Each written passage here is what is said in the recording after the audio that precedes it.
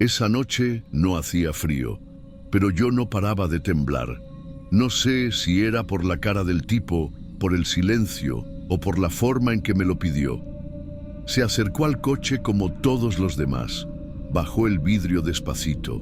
Me miró sin decir nada por unos segundos y luego soltó: quiero que me acompañes a otra ciudad, te pago el triple. Ni siquiera preguntó si yo estaba ocupada, si tenía otra clienta esperando. Nada, solo eso, como si ya hubiera decidido que iba a ser yo. No parecía borracho ni nervioso. Estaba limpio, bien vestido. Un tipo de unos 50 años, pelo muy corto, camisa clara, carro gris oscuro. No era de aquí.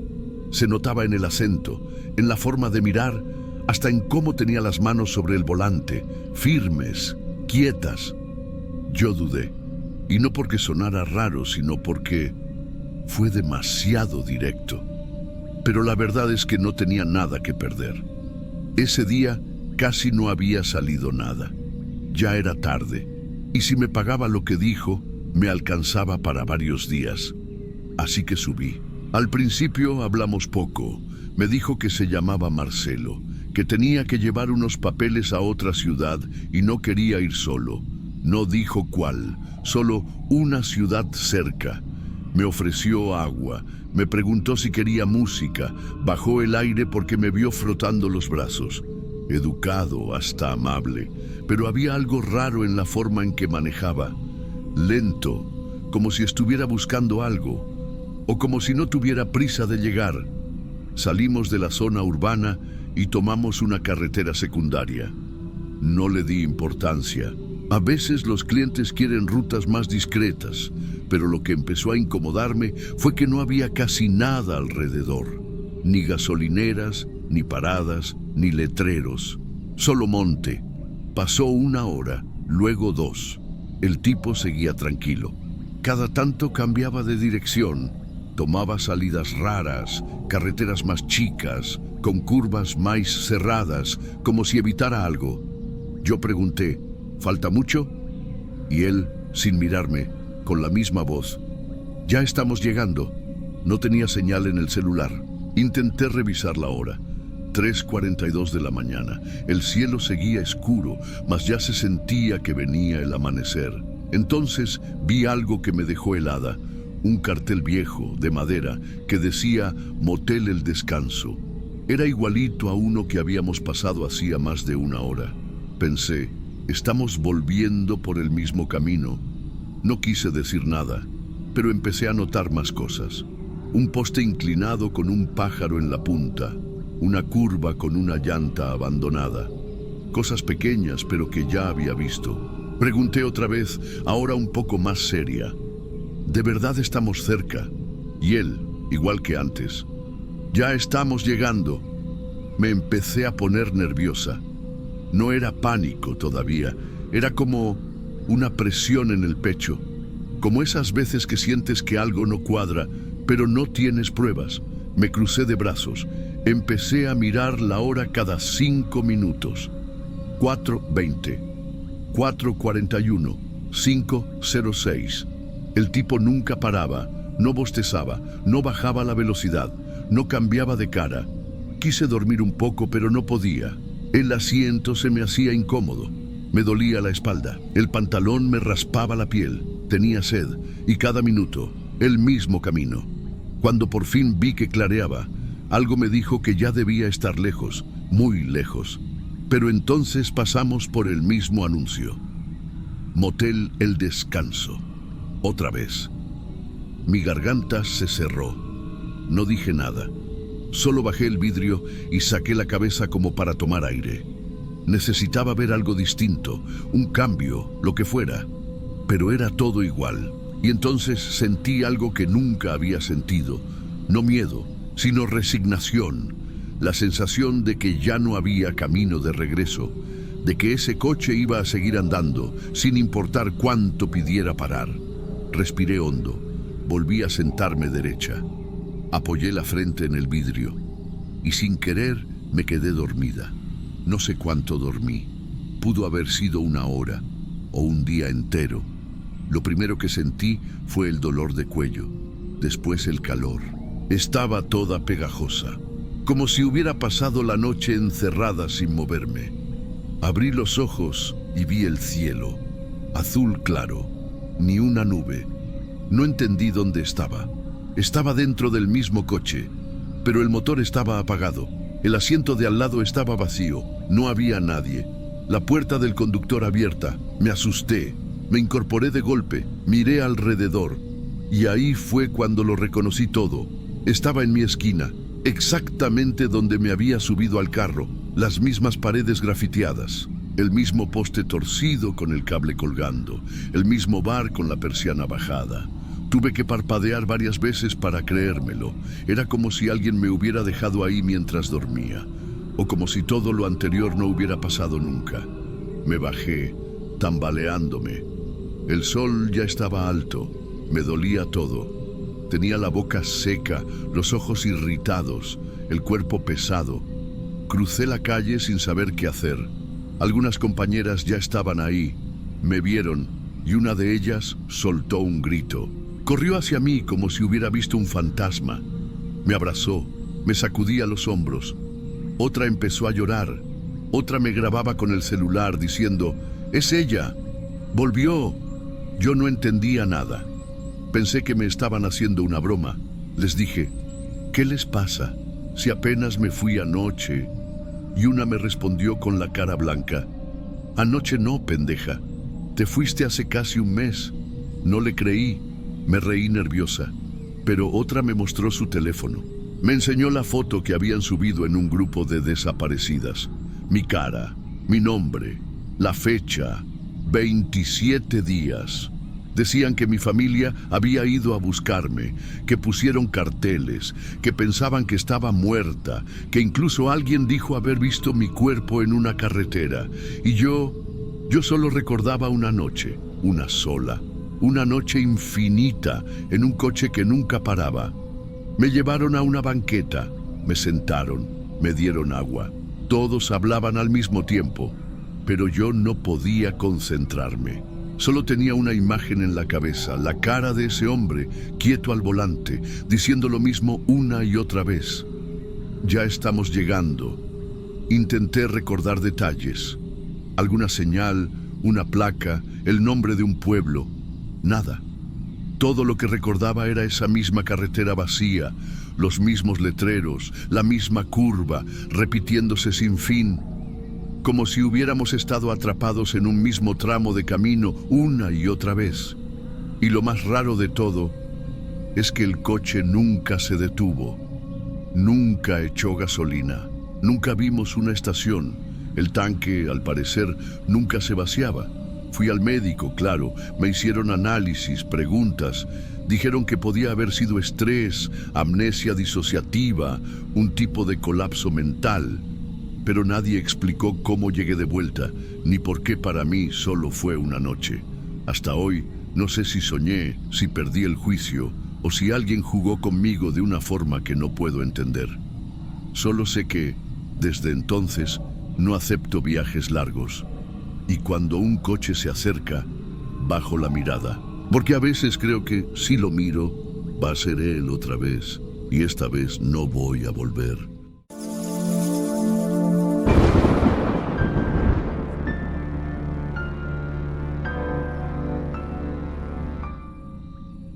Yo pensé que ya había visto de todo. Una cree que con el tiempo se vuelve de piedra, que nada la sacude.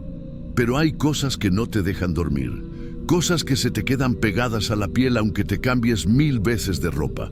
Era jueves cuando me enteré. Me lo dijo la Betty, mientras yo me ponía los zapatos sentada en la banqueta. Me soltó así, sin anestesia. La Mariela murió. Le dije que no jodiera, que no dijera estupideces, pero no estaba jugando. Me miró fijo y dijo que sí, que se había ido, que la habían encontrado en un descampado, que no tenía documentos, pero que la ropa era la de ella, y que ya estaban velándola, pero con el cajón cerrado. Yo me quedé helada. Mariela era... no sé cómo explicarlo. No era mi amiga íntima, pero era de las fijas, de las que están siempre. Compartíamos cigarro, chismes, a veces cliente. Nos hacíamos señas cuando pasaba alguien que olía raro. Tenía esa risa fea que se le salía en carcajadas y un lunar justo en la clavícula. Que se muriera así, de la nada, no me entraba en la cabeza. Fui al velorio. No conocía a nadie ahí, solo caras tristes y miradas bajadas. El cajón estaba sellado. Le habían puesto flores de esas artificiales y una foto suya vieja, cuando todavía usaba el pelo rubio. Escuché a dos señoras susurrar que el cuerpo estaba muy mal, que no se podía ver, que parecía atropellada, pero que no sabían bien, que tal vez no fue accidente. No me quise quedar mucho, me dio cosa.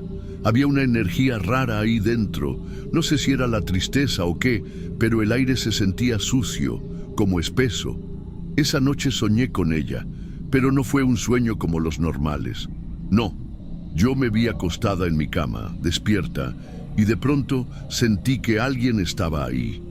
Cuando volteé, Mariela estaba sentada al borde, como si siempre hubiese estado ahí. No me hablaba con la voz, me hablaba con los ojos. Tenía la misma ropa de siempre, la blusa de lentejuelas, los jeans claros, los aros grandes, y me miraba como si esperara algo de mí, y entonces sí lo dijo, me lo dijo clarito, como si lo pensara adentro de mi cabeza. No fue accidente, tú sabes quién fue. Me desperté empapada en sudor, me levanté al baño, tomé agua, me mojé la cara, me repetí que era el impacto, que la noticia me había afectado más de lo que creía, que era normal soñar cosas así. Pero cuando pasé por la esquina al día siguiente, ahí estaba, parada, en el mismo lugar donde siempre se paraba, y con la misma ropa. Pensé que era otra chica, que se parecía. Me acerqué un poco, sin disimular, y sí, era ella, el mismo lunar, el mismo bolso, la misma forma de pararse con una pierna medio cruzada, apoyada en el poste. Y nadie le hablaba, nadie la miraba. La Betty estaba sentada en el murito de siempre, tomando mate, y le pregunté bajito, sin quitarle los ojos de encima: ¿esa no es la Mariela? Ella frunció el ceño. ¿Quién? La que está parada allá. Miró, me miró. No hay nadie, boluda. ¿Estás bien? Ahí me corrió frío por la espalda. No dije nada más. Me fui para el otro lado de la calle. Y cuando miré de nuevo, seguía ahí. Pero ahora me estaba mirando a mí. Después de eso, dejé de ir por unos días. No dormía bien. Me despertaba con la sensación de que alguien me estaba mirando desde la puerta. Cada vez que cerraba los ojos veía la cara de ella, no como en el sueño, no muerta, no deformada, sino tal cual estaba en la esquina, viva, con la mirada firme, como si me exigiera algo. No sabía si estaba volviéndome loca o si era culpa, porque sí, había algo que no había dicho. Unos días antes de que pasara todo, la Mariela me había contado que un cliente la venía siguiendo. Uno que no hablaba, que solo manejaba un auto gris. Decía que pasaba despacio, que se le quedaba mirando sin decir palabra y después se iba. Pero siempre volvía, a veces 3 o 4 veces en la misma noche. Yo le dije que no hiciera caso, que era uno de esos que fantasean y ya, que mientras no bajara del coche no tenía por qué preocuparse. Pero por dentro sí me había quedado una espinita, porque ella nunca se asustaba fácil, y esa vez sí estaba rara, nerviosa, como si supiera que algo iba a pasar. No lo conté a nadie, no lo mencioné en el velorio, no lo dije ni cuando se confirmó que el cuerpo era el de ella. Me callé, porque tenía miedo de que pensaran que estaba inventando, o peor, que me metieran a declarar, y ahora sentía que ella lo sabía. El domingo por la noche decidí volver a la esquina. Necesitaba comprobar si la estaba viendo de verdad, o si todo era parte de mi cabeza. Me maquillé como siempre, me puse los tacos y la campera negra. Caminé hasta la parada como si nada. Saludé a las chicas, como si todo estuviera normal. Y ahí estaba, en el mismo lugar, parada, quietita. Yo me acerqué. Me quedé a unos metros. Quería ver si alguien le decía algo, si alguien la notaba. Pero nada. Las motos pasaban, los autos frenaban, la música sonaba desde la verdulería de la otra cuadra. Y nadie le dirigía una sola mirada. Yo la miré fijo. Y ella también me miraba. No me sonrió, no se movió, no bajó la vista. Parecía congelada, pero no muerta. Era como si el tiempo no le pasara, como si estuviera detenida, esperando algo que no llegaba. No aguanté más. Me acerqué a una de las chicas nuevas, una piba flaca con gorrito de lana, y le pregunté, ¿vos la ves a la que está parada allá? Ella miró hacia donde yo señalaba. ¿Quién? ¿La del auto rojo? No, la que está de pie, sola, justo en la esquina. Me miró raro. No hay nadie ahí. Volví la vista, y sí estaba. En ese momento sentí como si se me cerrara el pecho. No dije nada más. Me fui caminando lento hasta el kiosco de la otra cuadra. Me senté en la vereda y me quedé observando. Ella no se fue. Después de eso, la empecé a ver todos los días, siempre en el mismo lugar, siempre con la misma ropa, nunca se movía, nunca hablaba, pero cada vez que pasaba, me miraba, hasta que lo entendí. Ella no estaba pidiendo ayuda, estaba señalando a mí, como si dijera, decilo, como si dijera, no te calles. Desde entonces, cada vez que me preguntan por ella, lo cuento todo. El auto gris, el cliente callado, el miedo que tenía, la forma en que la encontraron, la cicatriz en la clavícula que nadie vio porque no la dejaron ver el cuerpo. Lo repito una y otra vez, aunque nadie escuche. Y cada noche, cuando paso por la esquina, ahí sigue, parada, esperando. Porque mientras nadie la recuerde, mientras todos hagan como si nunca hubiera estado ahí, ella no se va.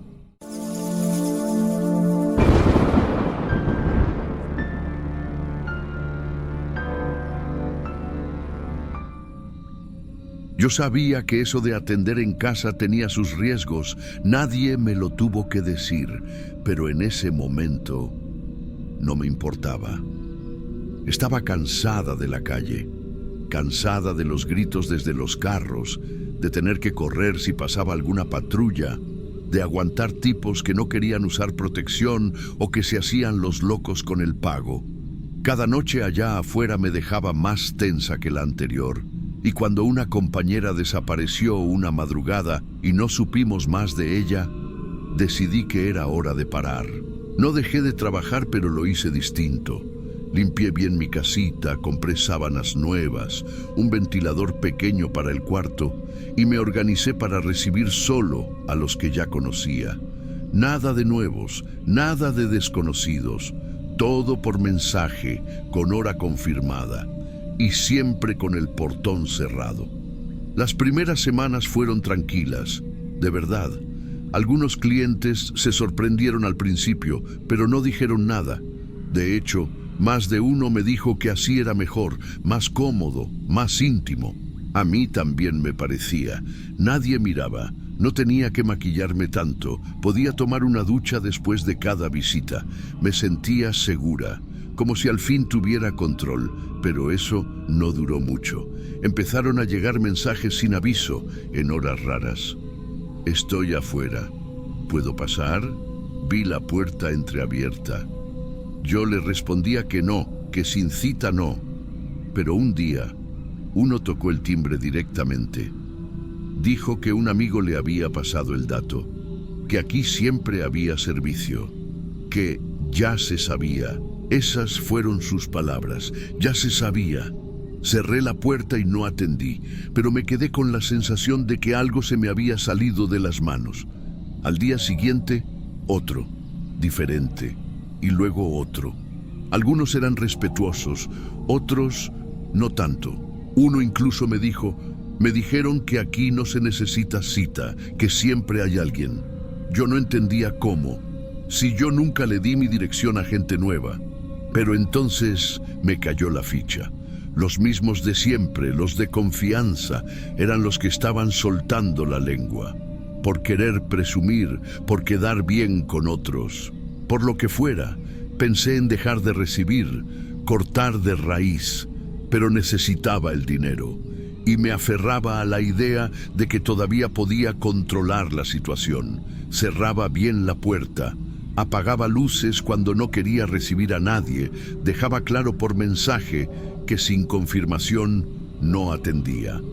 Aún así, los timbres seguían sonando. Empecé a notar otras cosas, cosas pequeñas, vecinos que antes ni me miraban, ahora me saludaban raro.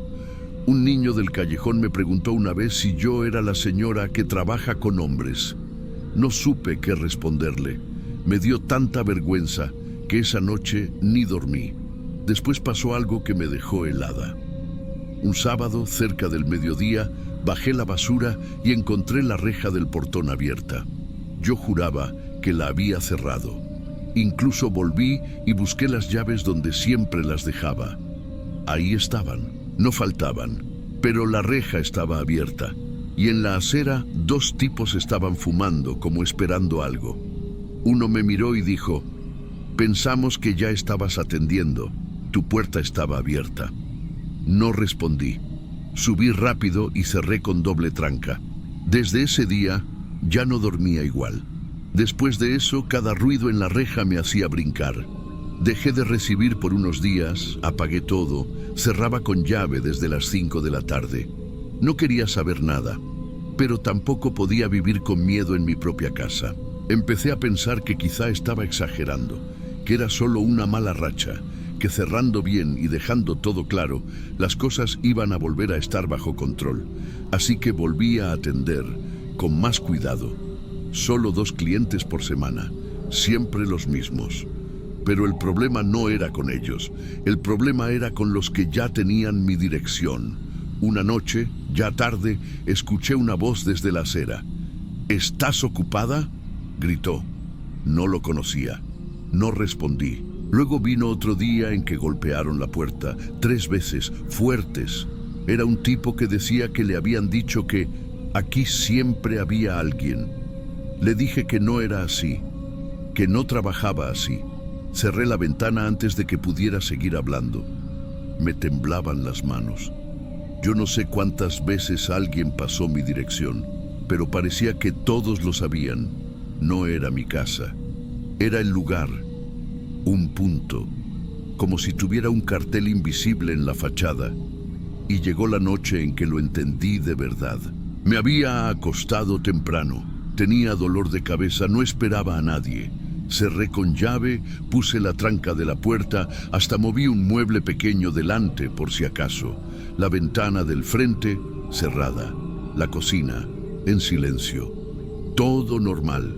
Desperté con un ruido, no fuerte, más bien como algo arrastrándose. Me senté en la cama, confundida. Miré el celular. 3:14 de la madrugada. Pensé que venía de afuera. Bajé las escaleras descalza, despacio. No encendí la luz del pasillo, solo la de la cocina, al fondo. Y ahí lo vi. Había un hombre, sentado en mi sillón. Ni se inmutó al verme. Estaba ahí, como si fuera su casa. Llevaba una mochila pequeña, una gorra, olía a alcohol. Me miró y dijo algo que no voy a olvidar nunca. Me invitaron, dijeron que podía pasar.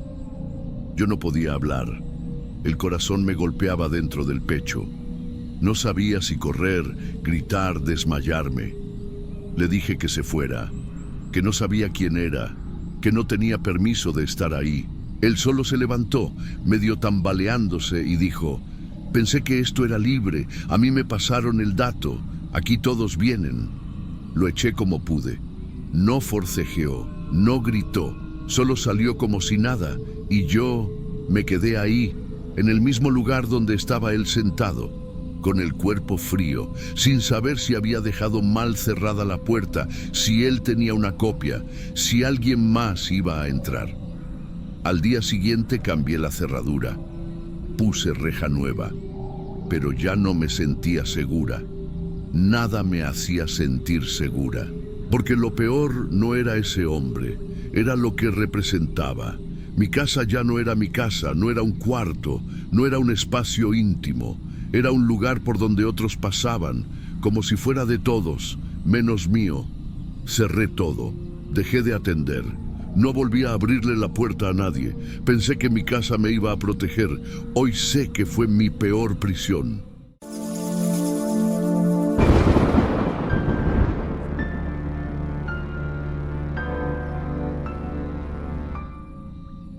No sé por qué me acuerdo justo ahora de esa noche. A veces uno hace fuerza por olvidar, pero es el cuerpo el que se encarga de recordar. El peso de una bolsa que no es tuya. El frío que te da cuando alguien no vuelve. Yo trabajaba siempre en la misma esquina. No era la mejor, pero ya tenía sus clientes fijos. Y la tenía a ella, a Luz. Luz era más joven, más bonita y hablaba poco, pero cuando hablaba decía cosas que me hacían reír. A veces me traía una empanada envuelta en servilleta y me decía que no me iba a alcanzar, pero igual me la daba. Tenía esa forma de cuidarte sin que pareciera que te estaba cuidando. Compartíamos todo, las risas, las historias de los tipos raros, los turnos de madrugada y hasta los sustos. Si una no llegaba a tiempo, la otra esperaba. Si una se sentía mal, la otra la cubría. Era una de esas amigas que parecen de verdad, aunque todo a nuestro alrededor fuera de mentira. Esa noche fue como cualquier otra. El mismo grupo de chicas, los mismos coches girando lento, la misma música lejana saliendo de algún bar que no podíamos darnos el lujo de entrar. Pero había algo raro en el aire. No sé explicarlo.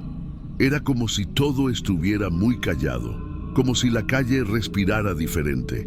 Y entonces lo vi, el coche, negro, grande, brillante, de esos que casi nunca frenan. Pero este frenó, bajó el vidrio despacio. Luz me miró y sonrió, como si fuera un cliente bueno, de esos que pagan sin molestar.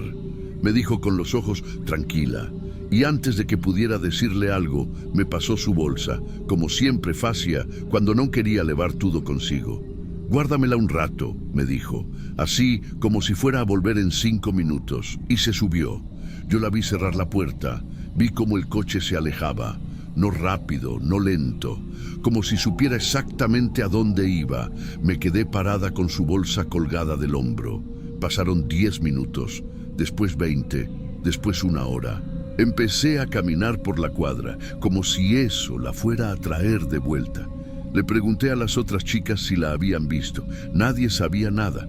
Algunas me dijeron que capaz se había ido con el cliente a otro lado, que a veces pasa, pero yo conocía a Luz. Ella no se iba así, ella siempre volvía. A las 3 de la mañana ya no había coches. A las 4, el viento era lo único que quedaba. Me senté en el bordillo con su bolsa sobre las piernas, sintiéndola más pesada que antes. No la abrí esa noche, no podía.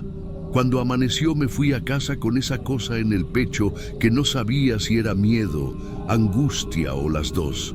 La noticia no llegó por el televisor, ni por la radio, llegó por la calle, por los susurros.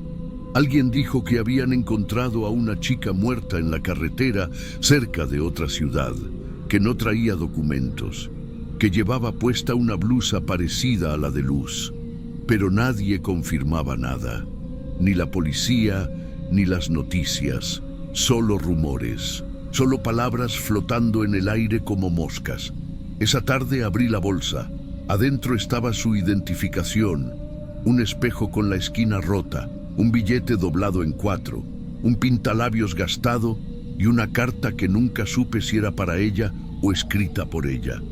No había sangre, no había pistas, solo cosas que de pronto ya no tenían dueña. Pensé en llevarla a la policía, en entregar la bolsa, contar lo que vi, decir el coche, la hora, todo. Pero me detuve, porque en esta ciudad hablar a veces es lo mismo que desaparecer. Así que me callé y me quedé con la bolsa y con la culpa, porque no grité, porque no hice nada, porque sigo aquí y ella no. No salí esa noche, ni la siguiente. Me inventé un resfriado, pero en realidad era miedo. No quería volver a esa esquina, no quería ver ese coche otra vez. No quería que alguien me preguntara por Luz. Guardé la bolsa en el fondo del ropero, pero no podía dormir. A las 3 de la mañana me levantaba sola, como si el cuerpo ya supiera que era hora de trabajar. Pero no salía. Me sentaba al borde de la cama y escuchaba la ciudad por la ventana. Las sirenas, los motores, los pasos. Una noche volví a la esquina. No dije nada. Solo me paré donde siempre. Las otras me saludaron con la cabeza, pero nadie mencionó a Luz. Era como si nunca hubiera estado, como si se la hubiera tragado la calle. Eso me dolió más que cualquier cosa. El olvido, la rapidez con la que desaparecemos. Una de las chicas nuevas se me acercó, me preguntó si la zona era segura. Le dije que no, que ninguna lo era. Después volvió el coche. No era el mismo, pero era parecido. Negro, ventanas oscuras, llantas limpias. Frenó, pero esta vez no bajó el vidrio. Me miró, o al menos eso sentí, que desde dentro alguien me miraba. Me congelé. La chica nueva fue la que se acercó. Le hizo una seña. El coche se fue sin decir nada. Me temblaban las piernas. A la mañana siguiente, revisé la bolsa otra vez, como si algo fuera a cambiar, pero seguía todo igual. Y entonces me obsesioné. Fui hasta la otra ciudad, la de los rumores. Tomé 2 buses y pregunté en el mercado, en las calles, en la comisaría. Mostré una foto vieja de Luz que tenía en el celular. Nadie sabía nada. O no querían decir. En la morgue me dijeron que no podían mostrarme cuerpos sin una denuncia formal. No dije nada. No podía. Volví a casa con las piernas hinchadas y la bolsa apretada contra el pecho. La abrí otra vez, buscando algo que no sabía qué era. Había un ticket de una tienda, una dirección. Fui. Era una tiendita de barrio. Me dijeron que sí, que esa chica había comprado unas cosas ahí. Hacía como una semana. Iba seguido, educada, siempre sola. Pregunté si sabían algo de ella. Me dijeron que un día dejó de venir. Nada más. Días después, una compañera me contó que alguien había visto a un hombre dejar una cartera en un basurero, que parecía de mujer, que no se atrevió a sacarla. Fui al lugar. No encontré nada. La policía vino una vez por la zona. Preguntaron por una chica desaparecida, pero nadie habló. Nadie vio nada. Nadie recuerda. Y así fue pasando el tiempo. 1 mes, 2, 3. Yo seguía saliendo, porque hay que vivir, porque no hay otra. Pero cada noche, al vestirme, veía la bolsa colgada detrás de la puerta. A veces me parecía escuchar su voz, como cuando se reía bajito y me decía que no comiera tan rápido, o cuando me avisaba si algún cliente venía pasado de copas. Una noche me senté en la cama y la abrí por última vez. Saqué todo, uno por uno. Miré su documento con esa foto en la que parecía tan chiquita. El espejo roto, el lápiz de labios que ya no servía, y la carta. Nunca supe para quién era, pero decía algo que no me deja dormir hasta hoy. Si un día no regreso, que alguien sepa que no me fui por gusto. La leí una vez, y otra, y otra. Después la guardé y no volví a tocarla. Ya no salgo tanto como antes. Las piernas me fallan, el alma también. A veces me preguntan si tengo familia, si tengo hijas. Yo solo digo que tuve una amiga, una que me guardaba empanadas en servilleta, que se reía bajito, que entró en un coche y no volvió, y que dejó su bolsa en mis manos. Su bolsa sigue conmigo, ella no.